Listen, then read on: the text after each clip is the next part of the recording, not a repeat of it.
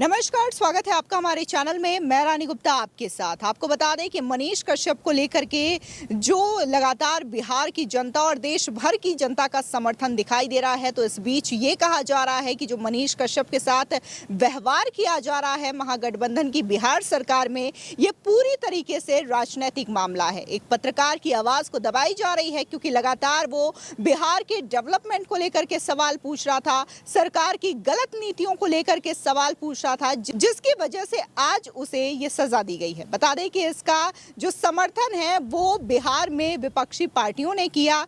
JJP की भी नेता इस समर्थन में शामिल थे जब बिहार में 23 मार्च को बिहार बंद किया गया था। इस मुद्दे को लेकर के आखिर ये राजनीतिक बौखलाहट की वजह है जिसकी वजह से पत्रकार को सजा दी गई है, या फिर उसके पीछे कोई अन्य मुद्दा है? इस मामले को लेकर के हम चर्चा करने जा रहे हैं और हमारे साथ इस चर्चा में बने हुए हैं राजनीतिक विशेषज्ञ सतीश झा जी। सर, स्वागत है आपका। धन्यवाद। सर, क्या कहेंगे? ज्यादातर जनता यही कह रही है कि जो मनीष कश्यप के साथ व्यवहार किया जा रहा है ये प्रतिशोध का मामला है, ये राजनीतिक मामला है।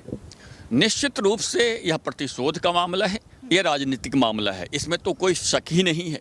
और मुझे आश्चर्य है कि कोई भी विरोधी दल मनीष कश्यप के साथ आना नहीं चाहता है, क्योंकि वहाँ सरकार राष्ट्रीय जनता दल की है, जनता दल यूनाइटेड की है, कांग्रेस की है, वामपंथी पार्टी की है। ये चार पार्टी की मोटा मोटी चार पार्टी की मिलीजुली सरकार है और चारों में से कोई मनीष कश्यप के समर्थन में नहीं बोल रहा है। मैं कल्पना करता हूँ दिल्ली में बहुत से वामपंथी पत्रकार हैं और उससे भी खराब बातें बोलते रहते हैं। आज यदि बीजेपी की सरकार कोई पत्रकार को, जो इनके जितने यूट्यूब पर पत्रकार बने हुए हैं, घसीट के बंद कर दे जेल में, तो ये लोग जंतर मंतर पर धरना प्रदर्शन दे देंगे, दिल्ली से लेकर पटना तक आंदोलन कर देंगे। लेकिन मनीष कश्यप जो बिहार के भ्रष्टाचार को उजागर कर रहा था, बिहार के आम जनता के दुखों और दर्द को उजागर कर रहा था, वैसे आदमी को इन्होंने पकड़ के बंद कर दिया है। और बिहार की जनता ने 25 तारीख को भारी समर्थन से बिहार बंद का आयोजन किया था मनीष कश्यप के समर्थन में। तो मनीष कश्यप एक बिल्कुल ही सही आदमी है जो बिहार में जो दुर्दशा है उसका उजागर कर रहा था। ये इन लोगों को बर्दाश्त नहीं हुई कि ये हमारी कमियों को क्यों उजागर कर रहा है, इसीलिए मनीष कश्यप को बंद किया गया है किसी न किसी बहाने से। लेकिन इसका परिणाम बहुत बुरा होगा। कल को किसी वामपंथी पत्रकार को या किसी मोदी सरकार के विरोधी पत्रकार को इसी तरह घसीट कर बंद किया जाएगा तो इन लोगों की मुंह नहीं रहेगी उसका विरोध करने के लिए। या तो पत्रकार को बोलने की स्वतंत्रता है या नहीं है। यदि स्वतंत्रता है तो मनीष कश्यप को अविलंब छोड़ा जाए, फिर देखते हैं इन लोगों की क्या प्रतिक्रिया होती है और वो प्रतिक्रिया तय करेगा कि मनीष कश्यप सही था या गलत था। यदि ये वामपंथी पत्रकार को जब पकड़ा जाएगा और उसके समर्थन में आवाज़ उठाएंगे तो ये साबित हो जाएगा कि मनीष कश्यप को इन्होंने गलत पकड़ा है और मनीष कश्यप को तुरंत रिहा किया जाए, क्योंकि वे बिहार के जनमानस की आवाज़ है। मनीष कश्यप बिहार के जनता के दुखों का उजागर करने वाला है। मनीष कश्यप स्कूल घूमता था, मनीष कश्यप स्कूल में पढ़ाई कितना अच्छा हो, कैसे अच्छा हो, इसका प्रयास करता था, अस्पताल की दुर्दशा को उजागर करता था। तो वैसे आदमी जो अपने आपके कमियों को उजागर कर रहा है, आप उसको पकड़ के बंद कर रहे हैं, ये आपके साफ डर को दर्शाता है और यह दर्शाता है कि आप बिहार में कोई अच्छा काम नहीं कर रहे हैं, क्योंकि काम बोलता है। तो आपका काम नहीं बोलता था तो मनीष कश्यप बोलता था, यदि आपका काम बोलता होता तो मनीष कश्यप नहीं बोलता होता। अच्छा, कहा यह भी जा रहा है कि ये आने वाले समय में बिहार में विधानसभा चुनाव होने वाला है, जिसकी वजह से मनीष कश्यप की आवाज को दबाई गई है ताकि नीतीश कुमार और तेजस्वी यादव के जो काम है, जो उन्होंने राजनीति की है, उसे छुपाया जा सके। देखिए, नीतीश कुमार जी का तो खुद भरोसा नहीं है कि कितने दिन रहेंगे राष्ट्रीय जनता दल के साथ। पहले बीजेपी के साथ थे, फिर राष्ट्रीय जनता दल के साथ आ गए, फिर बीजेपी के साथ आ गए, फिर राष्ट्रीय जनता दल के साथ आ गए और ऐसी संभावना व्यक्त की जा रही है कि फिर ये बीजेपी के साथ आने की संभावना इनकी बन रही है, क्योंकि भाजपा ने बिहार में सम्राट चौधरी को, जो पिछड़े वर्ग से आते हैं, उनको अपना अध्यक्ष बना दिया है। अब देश देख रहा है कि पिछड़ा दिल्ली में प्रधानमंत्री है, दलित हमारा राष्ट्रपति है, उत्तर प्रदेश के भाजपा अध्यक्ष पिछड़ा है, मध्य प्रदेश के मुख्यमंत्री पिछड़ा है और अब बिहार में भी भारतीय जनता पार्टी का अध्यक्ष पिछड़ा वर्ग से आया है। तो इन लोगों में अब बौखलाहट बढ़ गई है कि हमारा वोट बैंक घिसक गया है, क्योंकि आम जनता इनके चाल और चरित्र को पहचान गई है। तो वो सारे वोट बैंक इनसे टूट रहे हैं। इसी बौखलाहट में इन्होंने मनीष कश्यप को बंद किया है। और आप ध्यान रखिए, नीतीश कुमार जी का कोई भरोसा नहीं है कि राष्ट्रीय जनता दल के साथ कब रहेंगे। 2025 में विधानसभा चुनाव है, 2024 में लोकसभा चुनाव है।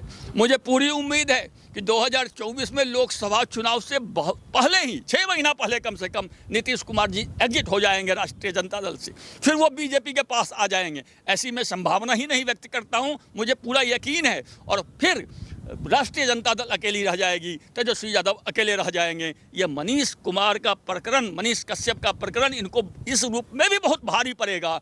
क्योंकि आप समझिए, नीतीश कुमार जी का खुद का कोई वोट बैंक बिहार में नहीं है, वो अकेले 10 सीट भी नहीं ला सकते हैं। उनकी मजबूरी है किसी के साथ मिलना, और तेजस्वी के साथ मिलते हैं तो अब उनको उसको मुख्यमंत्री बनाना पड़ेगा। इतने बड़े नीतीश जी नेता हैं और एक इतने बड़े बच्चे को मुख्यमंत्री बना देंगे, यह कल्पना से परे की बात है। तो होगा यही कि नीतीश जी बीजेपी के पाले में आएंगे और बीजेपी कोई केंद्र में सम्मानजनक इन्हें पद देके इन्हें एग्जिट करने का, इन्हें राजनीतिक संन्यास लेने का मौका देगी और वहाँ बीजेपी का मुख्यमंत्री बनेगा। तो मनीष कश्यप के बहाने यह बड़ी घटना भी बिहार में बहुत जल्द होने वाली है। अच्छा, लगातार अगर बिहार की सियासत की बात करें तो तेजस्वी यादव और लालू परिवार को लेकर के भी ईडी और सीबीआई लगातार शिकंजा कसते जा रही है। लैंड फॉर जॉब स्कैम मामले में तेजस्वी यादव और उनकी बहन मीसा भारती को नोटिस भी भेजा गया था, पूछताछ के लिए भी बुलाया गया। इसी के साथ ही अब लालू यादव पर एक बार फिर से जो उनकी जमानत दी गई है, इसके खिलाफ सीबीआई ने कोर्ट में याचिका दायर कर दी है। तो इससे कितना फर्क पड़ेगा वहां की राजनीति में? देखिए, बहुत सा फर्क पड़ेगा। बिहार में एक बीजेपी के नेता हैं सुशील कुमार मोदी जी, उन्होंने एक किताब लिखी है लालू लीला। अब वो लालू लीला पढ़िए, फिर भ्रष्टाचार कैसे कैसे किया गया है आपको सब पता चलेगा।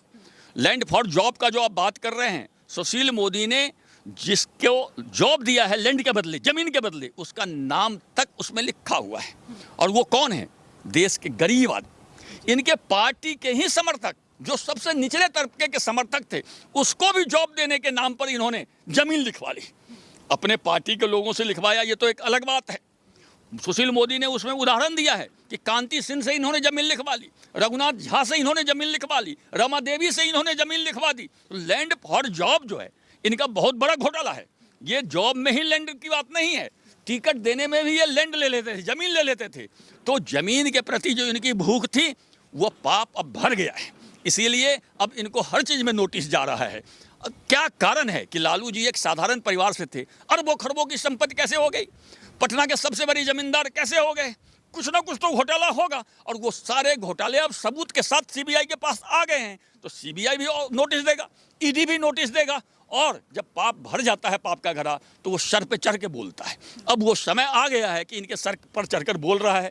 लालू जी तो जेल से अंदर बाहर होते ही रहते हैं। हमें शक है कि तेजस्वी यादव भी बहुत जल्दी ईडी और सीबीआई के गिरफ्त में होंगे। फिर जो इनको राजनीतिक सपना है ऊंचा जाने का, वो कहीं चकनाचूर न हो जाए, मुझे तो इसमें भी संदेह है। अच्छा, लगातार देखा जा रहा है कि तमाम विपक्षी दलों को जितने भी भ्रष्टाचार के केसेस हैं उसमें जांच एजेंसियां, चाहे फिर ईडी हो, सीबीआई हो, इनकम टैक्स डिपार्टमेंट हो, लगातार तलाशी कर रही है, उनके खिलाफ उनका शिकंजा कसता जा रहा है। लेकिन कांग्रेस और चाहे बात हम तेजस्वी यादव की करें, ये लोग ये कह रहे हैं कि ये केंद्र सरकार की तानाशाही है और विपक्ष को पूरी तरीके से खत्म करने का एक षड्यंत्र है। देखिए, जांच करने का अधिकार केंद्र सरकार को भी है, जांच एजेंसियां राज्य सरकार के पास भी होती है। आज के तारीख में 18 ऐसे राज्य हैं जहां बीजेपी की सरकार नहीं है। यदि विरोधी दल को लगता है कि बीजेपी के नेता भी भ्रष्टाचार में लिप्त हैं, मैं विरोधी दल वालों से अनुरोध करता हूं कि अपने 18 राज्यों में जहां बीजेपी की सरकार नहीं है, आप लोग लाखों एफआईआर करें बीजेपी के नेता पर कि क्या क्या भ्रष्टाचार किया है और उन्हें जेल में पकड़ के बंद करें। आम जनता के नज़र में मेरे लिए तो ये अच्छा होगा कि विरोधी दल के भी भ्रष्टाचारी पकड़ा जाए, बीजेपी का भी भ्रष्टाचारी पकड़ा जाए। यदि बीजेपी के विरुद्ध आपके पास कोई भी तथ्य है, आप बिहार में एफआईआर करें, बंगाल में एफआईआर करें, उड़ीसा में एफआईआर करें, राजस्थान में एफआईआर करें, केरला में एफआईआर करें, जहां हिमाचल में एफआईआर करें, जहां जहां आपकी सरकार है बीजेपी के नेताओं पर भ्रष्टाचार के विरुद्ध एफआईआर कीजिए, कुछ भी सबूत दीजिए और मुकदमा कायम कीजिए, जिससे कि बीजेपी का नेता भी पकड़ा जाए। तो आम जनता को तो बहुत फायदा हो जाएगा। जो विरोधी दल के भ्रष्टाचारी हैं वो पकड़े जा रहे हैं और सत्ताधारी दल के भी भ्रष्टाचारी पकड़े जाएंगे। लेकिन मुझे पता है आप लोगों के पास बीजेपी के विरुद्ध कोई सबूत नहीं है। भ्रष्टाचार का कोई सबूत होता तो आप लोग बैठते नहीं, अभी तक एफआईआर कर चुके होते और इसीलिए बीजेपी पर मुकदमा करने का कोई प्रश्न नहीं बनता है।